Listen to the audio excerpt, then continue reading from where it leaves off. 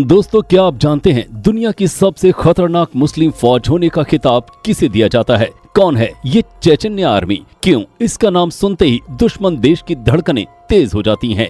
जहां पहले Chechnya army रूस के खिलाफ लड़ा करती थी, आज वो कैसे रूस के लिए किसी से भी लड़ने को तैयार है? कैसे पुतिन ने चेचन्या को जानी दुश्मन से दोस्त बना लिया? क्यों चेचन्या आर्मी को सबसे खतरनाक माना जाता है? इनके पास कितने जवान हैं? इनका रूस यूक्रेन वॉर में क्या महत्व है? अगर आप नहीं जानते तो चलिए फिर आज हम आपको इनके इतिहास और नाम से जुड़ी हर एक बात बताते हैं, इसलिए वीडियो में टिके रहना बहुत जरूरी है।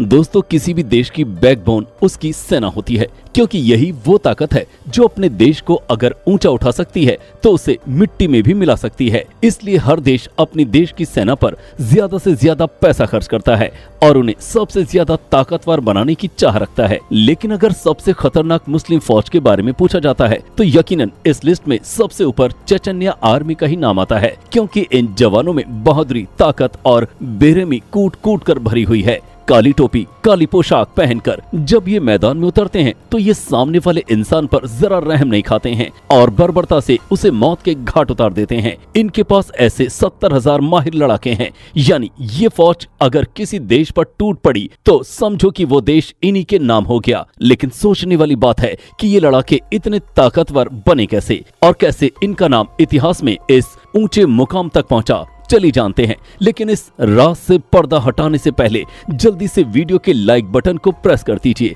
और हाँ, अगर आपने अभी तक हमारे चैनल को सब्सक्राइब नहीं किया है तो वो भी कर लीजिए। चेचन्या पूर्वी यूरोप के कॉक्स क्षेत्र के उत्तरी भाग में मौजूद है। चेचन्या एक रूसी शब्द है जिसका मतलब होता है बहादुर शेरनी। बात है 13वीं सदी की, जब चेचन्या पर मंगोलों ने हमला किया था और 14वीं सदी के आते आते तैमूरलंग ने इसे अपनी ही सल्तनत का एक हिस्सा बना लिया। इसके बाद 16वीं सदी में सफाविद ईरान सल्तनत, उस्मानिया और रूस के बीच तनाव का माहौल बना। 18वीं सदी में रूस तब हमलावर हुआ जब जॉर्जिया, जो एक ईसाई देश है, उसने मॉस्को के साथ हाथ मिला लिया। इसी वजह से चेचन्या साउथ में जॉर्जिया और नॉर्थ के बीच आकर फंस गया। इस तरह वो सोवियत संघ का हिस्सा बन गया। चेचन्या पर बहुत जुल्म किए गए और इसने अपने बचाव में हाथों में हथियार उठा लिए और इसी के चलते आज चेचन्या इतना ताकतवर है। भले ही आज चेचन्या रशियन फेडरेशन का हिस्सा है, लेकिन कभी चेचन्या के लड़ाके रूस के दुश्मन हुआ करते थे। चेचन्या एक मुस्लिम बाहुल्य देश है। इसने साल 1919 में सोवियत संघ से अपने आजाद होने की घोषणा की थी, जिस पर सोवियत संघ भड़क उठा और उसने चेचन्या पर हमला बोल दिया। उस वक्त के सोवियत नेता जोसेफ स्टालिन ने चेचन्या के लोगों को बचाने और शांत करने के लिए सर्बिया जाने का आदेश दिया और ये लोग यहाँ से चले गए। लेकिन फिर जब कुछ सालों बाद सत्ता पलटी और निकिता खश्केव सोवियत के नेता बने तो इन्होंने इन लोगों को वापस देश में बुला लिया। जब तक सोवियत संघ का दबदबा बना रहा तब तक चेचन्या ने अपनी आजादी की जंग छेड़े रखी। लेकिन दिसंबर 1991 में जब सोवियत संघ के टुकड़े टुकड़े हुए तो चेचन्या एक अलग देश बन गया। लेकिन अब भी इस पर रूस देश ने अपनी नजरें गड़ा रखी थी, क्योंकि ये एक बहुत ही छोटा सा देश था। इसलिए साल 1994 में रूस ने अपने कब्जे में लेने के लिए इस पर हमला कर दिया। पर आज जो ताकत रूस को हासिल है, उस वक्त ये चेचन्या से मुकाबला न कर सका और इसे हार का सामना करना पड़ा। इस हार को बर्दाश्त कर पाना रूस के लिए काफी मुश्किल था और इसी वजह से दोनों के बीच तनातनी का माहौल बना रहा और साल 1999 में दोनों के बीच दूसरे महायुद्ध की शुरुआत हुई। इसी बीच रूस में व्लादिमीर पुतिन ने राष्ट्रपति की कुर्सी संभाली और 2000 में इन्होंने ये ऐलान किया कि चेचन्या पर रूसी शासन का दबदबा रहेगा। अब इससे पहले कि माहौल बिगड़ता, पुतिन ने एक प्लान बनाया और माहौल शांत बनाए रखने के लिए अखमत कैदीरोव को चेचन्या का नेता बना दिया। अखमत पहले अलगावादी थे, लेकिन फिर बाद में ये रूस के दोस्त बन गए। फिर आया साल 2003। चेचन्या में जन्म संग्रह हुआ, जिसमें ज्यादातर लोगों ने चेचन्या को रशियन फेडरेशन का ही हिस्सा बने रहने पर जोर दिया और खूब वोट आए। इसी साल अखमत, जो कि चेचन्या के नेता थे, उन्हें चेचन्या का प्रेसिडेंट बना दिया। लेकिन फिर साल 2004 में इनकी हत्या हो गई और इनकी जगह ली इनके बेटे रमजान कैदीरोव ने, जो कि अब चेचन्या के प्रेसिडेंट हैं। वैसे अब चेचन्या को एक आजाद देश मान सकते हैं, लेकिन रूस की कुछ शर्तों के मुताबिक कहीं न कहीं अब भी ये रूस का ही एक हिस्सा है।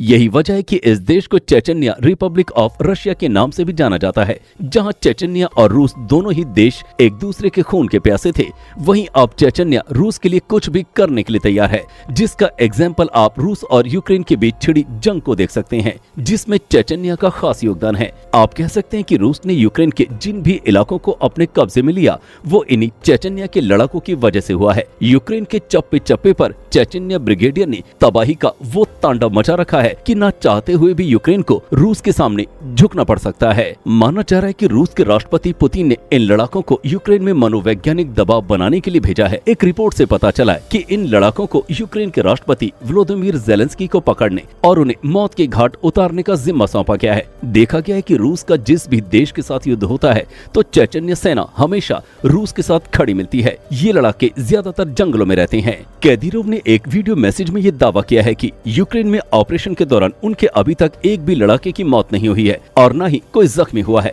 साथ ही उन्होंने ये भी कहा है कि रूस बिल्कुल सही कर रहा है और हम उनके बताए हुए रास्ते और उनके आदेश का ही पालन करेंगे। वैसे क्या आप जानते हैं यूक्रेन में चेचन्या के लड़ाकों की संख्या कितनी है? नहीं, हमारे पास भी कोई पक्का सबूत नहीं है, लेकिन हाँ, रूसी न्यूज एजेंसी से पता चला है कि यूक्रेन में इन लड़ाकों की संख्या 12,000 है। सुनने में तो ये भी आया है कि चेचन्या लड़ाकों को यूक्रेन के कुछ अधिकारियों की लिस्ट दी गई है और इस लिस्ट में जिनके भी नाम है उन्हें पकड़ने की जिम्मेदारी इन्हीं की है। लेकिन अगर कोई इनकी बात नहीं मानता है तो ये उन्हें मार भी सकते हैं और मारने में तो इन लड़ाकों का कोई जवाब ही नहीं है। अपनी बेरहमी की वजह से ही इन्हें पूरी दुनिया में सबसे खतरनाक मुस्लिम फौज का दर्जा दिया जाता है। इन लड़ाकों को जमीनी हमले में सबसे माहिर माना जाता है, क्योंकि अगर ये जिस भी जमीन पर अपने दुश्मन को खत्म करने के मंसूबे से उतर गए तो दुश्मन का बच पाना मुश्किल ही नहीं बल्कि नामुमकिन हो जाता है। इनमें ना तो बहादुरी की कमी होती है और ना ही फुर्ती की। कब ये किसका काम खत्म कर दें कोई नहीं जानता। यही वजह है कि जो रूस यूक्रेन को मिट्टी में मिलाने का मंसूबा लिए बैठा है उसने भी इन्हीं की मदद ली।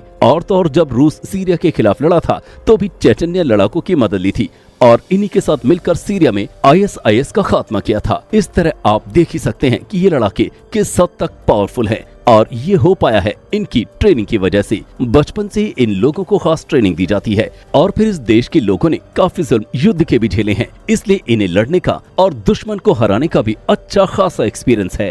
वैसे दोस्तों, आपको क्या लगता है, क्या इनसे भी ज्यादा कोई ताकतवर फौज है? हाँ या ना? अपनी राय कमेंट सेक्शन में लिखना ना भूलें। तो यही वीडियो को समाप्त करते हैं। अब आप हमें बताइए आपको ये वीडियो कैसी लगी। अगर अच्छी लगी हो तो इसे लाइक और अपने दोस्तों के साथ शेयर जरूर करें। साथ ही अगर हमारे चैनल पर नए हैं या इससे पहली बार जुड़े हैं तो इसे सब्सक्राइब करना ना भूलें। ऐसी ही नॉलेजेबल वीडियोस पाने के लिए बेल आइकन को प्रेस भी कर लें। मिलते हैं अगली वीडियो में, तब तक के लिए bye bye and take care. दोस्तों, आपको स्क्रीन पर 2 और वीडियोस दिखाई दे रही हैं, जिसे देखने के लिए स्क्रीन पर क्लिक करें।